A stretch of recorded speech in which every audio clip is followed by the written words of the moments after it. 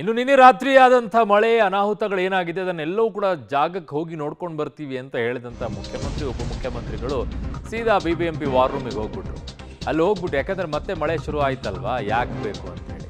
So ಮಳೆ ಹಾನಿ ಪ್ರದೇಶಗಳ ಬಗ್ಗೆ ಮಾಹಿತಿಯನ್ನ CM ಮತ್ತು DCM ಅವರು ಪಡ್ಕೊಂಡಿದ್ದಾರೆ. BBMP ವಾರ್ ರೂಮ್ನಲ್ಲಿ ಮಾಹಿತಿಯನ್ನ ಸಿದ್ದರಾಮಯ್ಯನವರು ಮತ್ತು DK ಶಿವಕುಮಾರ್ ಅವರು ಪಡ್ಕೊಂಡಿದ್ದಾರೆ. ಮಳೆ ಹಾನಿ ಪ್ರದೇಶಕ್ಕೆ ಮೇ 21ಕ್ಕೆ ಭೇಟಿಯನ್ನ ನೀಡ್ತೀವಿ ಅಂತಾನೂ ಕೂಡ ಹೇಳಿದ್ದಾರೆ. ಅಷ್ಟೇ ಅಲ್ಲ, ಅನಿರೀಕ್ಷಿತವಾಗಿ ಬೆಂಗಳೂರಿನಲ್ಲಿ ಹೆಚ್ಚು ಮಳೆ ಆಗಿದೆ. 104 ಮಿಲಿಮೀಟರ್ ಮಳೆ ಆಗಿದೆ. ಅಂದರೆ 10 ಸೆಂಟಿಮೀಟರ್ನಷ್ಟು ಮಳೆ ಬಿದ್ದಿರೋದು.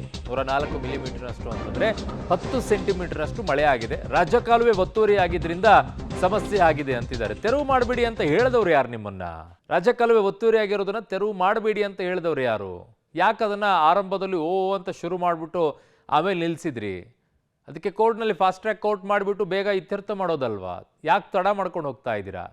ಯಾಕೆ ಅಂತಂದರೆ ಅವರವರಿಗೆ ಬೇಕಾಗಿರುವಂಥವ್ರದ್ದು ಇದಾವೆ. ಅಲ್ಲಿ ನಗರದಲ್ಲಿ ಎಲ್ಲಿ ತಗ್ಗು ಪ್ರದೇಶಗಳಿದ್ದಾವೆ ಅಂತಕ್ಕಂಥದ್ದನ್ನು ಗುರುತು ಮಾಡಿದ್ದೀವಿ. ಸುಮಾರು 210 ತಗ್ಗು ಪ್ರದೇಶಗಳು ಸೂಕ್ಷ್ಮ ಮತ್ತು ಅತಿ ಸೂಕ್ಷ್ಮ ಅಂತೇಳಿ ಗುರುತು ಮಾಡಿದ್ದೀವಿ. ಈಗಾಗಲೇ 166 ಸೂಕ್ಷ್ಮ ಮತ್ತು ಅತಿ ಸೂಕ್ಷ್ಮ ಕ್ರಮಗಳನ್ನು ನಿರ್ವಹಿಸಿದ್ದೀವಿ. ಬಾಕಿ 44 ಸೂಕ್ಷ್ಮ ಮತ್ತು ಅತಿ ಸೂಕ್ಷ್ಮ ಪ್ರದೇಶಗಳ ತಾತ್ಕಾಲಿಕ ಕ್ರಮವನ್ನು ಕೈಗೊಳ್ಳಲಾಗಿರುತ್ತದೆ. ಇವು 44 ಆದರೆ ಈ ಸಮಸ್ಯೆ ಬಹಳಷ್ಟು ಕಡಿಮೆ ಆಗಲಿಕ್ಕೆ ಸಾಧ್ಯ ಆಗ್ತದೆ. ಅದರಲ್ಲಿ 24 ಕೆಲಸ ನಡೀತಾ ಇದೆ. ಸೊ ನಾನು ಯಾಕೆ ಇಲ್ಲಿ ಬಂದೆ ಅಂತಂದ್ರೆ, ಸಾಯಂಕಾಲದ ಹೊತ್ತು ಟ್ರಾಫಿಕ್ಕು ಪ್ರಾಬ್ಲಮ್ ಇರ್ತದೆ, ತೊಂದರೆ ಆಗುತ್ತೆ, ಜನರಿಗೆಲ್ಲ ತೊಂದರೆ ಆಗುತ್ತೆ.